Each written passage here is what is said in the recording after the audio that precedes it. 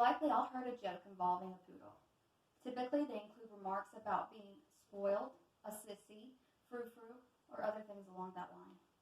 My name is Mariah Eubank, and today I'm going to talk about what poodles are really like. According to the American Kennel Club, also known as the AKC, the poodle originated in Germany. In fact, the name poodle was derived from the German word pudeln, which means to splash in water. The breed originally came in only one size, what we now call standard size. The breed later split into miniature and toy sizes as well. All sizes have the same requirements for build, known as conformation, and temperament. The only difference is height. What many people do not know is that the poodle was bred to be a water retriever. In fact, the standard poodle is the only breed in the non-sporting category permitted by the AKC to compete in the retriever hunting tests. That was, in fact, the very reason the Continental Clip came about.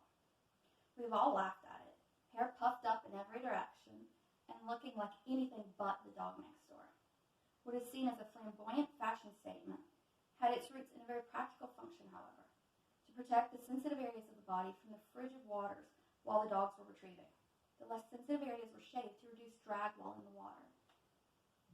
And the joints, hips, tail, head, and chest were kept warm by the longer hair.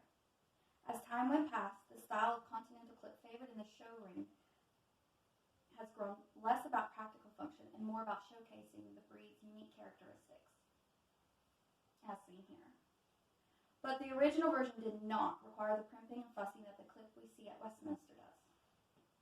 It is now uncommon to find poodles performing in their original role. This does not mean that they are no longer suited to the task. There are poodles still trained and used for hunting, as well as a wide variety of other activities. Some examples are dock diving, lure coursing, barn hunt, obedience, agility, service work, therapy work, and even scent work. And their unique coat often makes them a better suited breed for those with allergies because it is non-shedding. The Poodle Club of America describes the breed's temperament as active, intelligent, and dignified. They are also incredibly affectionate with people, including children and the elderly, making them a breed well suited for most people willing and able to keep up with their grooming needs.